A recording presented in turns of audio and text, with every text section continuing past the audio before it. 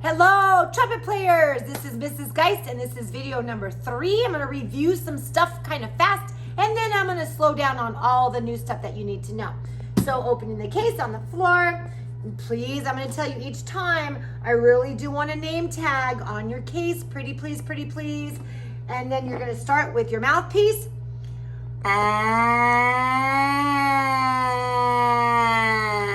Remember, high sirens mean that you'll be able to get those high notes.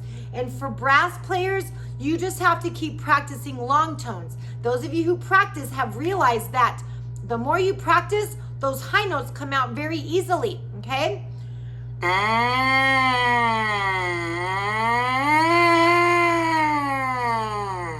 We talked about on the last video how to make those sirens happen. Okay, push more from your gut and vibrate faster on your lips.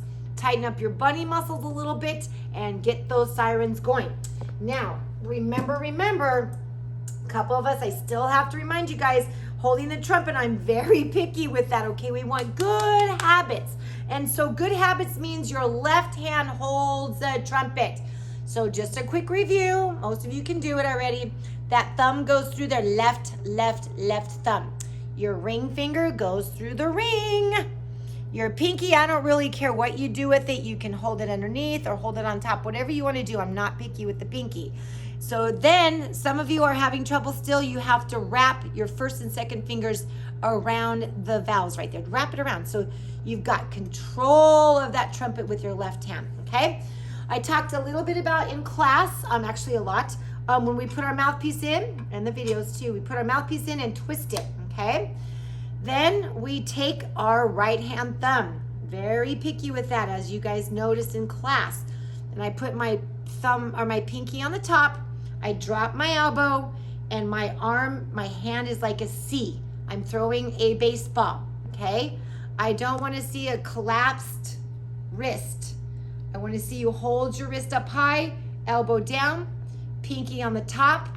Remember, our valves need to be pressed down straight with our fingertips, not at an angle. Otherwise, your valves will stick. So again, that thumb, right hand thumb, no nose picking. I don't want it up here, okay? That thumb goes in between the first and second valve casing. Pinky on the top, curve your fingers, drop your elbow down, and keep that hand positioned like that. The wrist is up high. We don't want a dropped wrist like that. It hurts, actually. All right, so now our first note, remember I told you about fast or quickly oiling your valves from the bottom, okay? I'll teach you the other way later. You don't need to know that right now. So you're going to do a couple squirts in each one. That's on my last video, so I'm not going to spend too much time on it. You wiggle it down, shake it down, make sure your mouthpiece isn't flying off.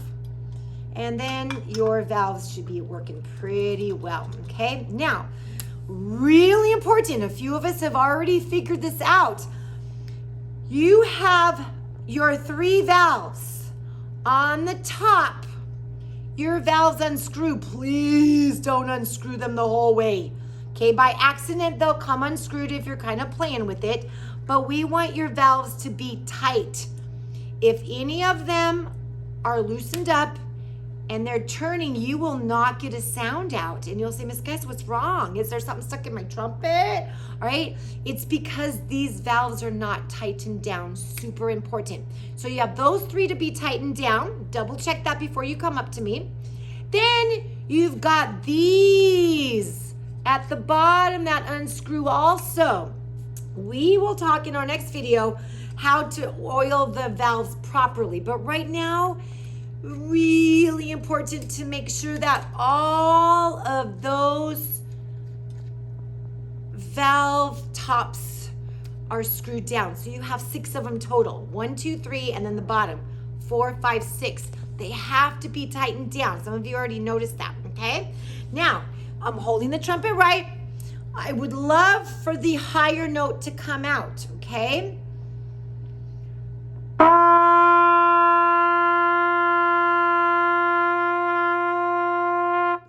Tell my practicers because my practicers can hold that note out for a very long time with a beautiful sound. So thank you to those who are practicing long tones. Listen to that G again. It's a high note. It's called a G.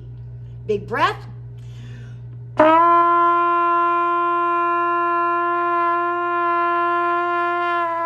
if you want to try your low note, you're going to relax your lips a little bit.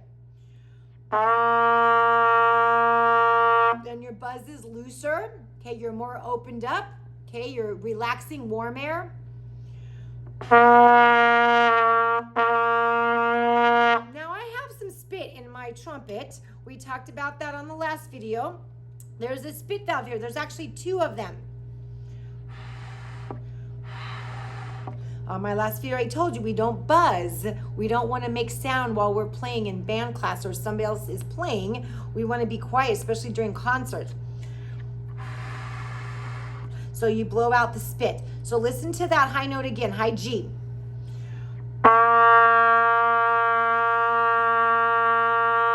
Now quickly in class this week, we introduced the concept of tonguing. So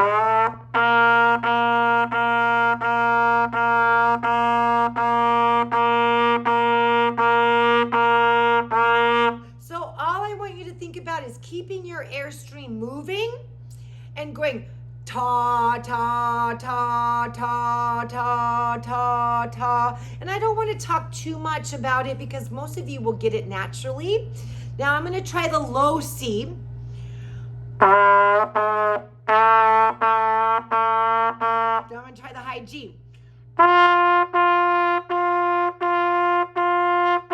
low G, the low C. I think I messed up before. But here's your low C.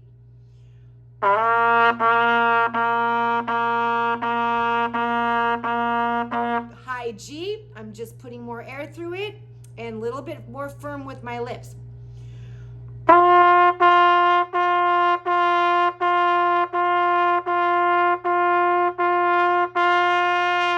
So we want to start your note with the tongue also.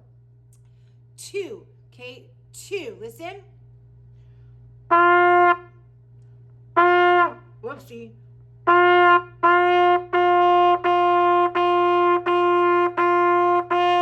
All right, so in class this week, I want to teach you 5 notes. Those 5 notes are in your blue book, the band book that you bought. So I would suggest working through that blue book by yourself. You don't need me. A lot of people have already gone ahead and played those 5 notes. So I hope that all makes sense to you. Remember, I'm super picky about how you hold your trumpet, okay? Practice those long tones. They become your best friend. Practice the concept of tonguing and see how you're doing there. All right, thank you guys.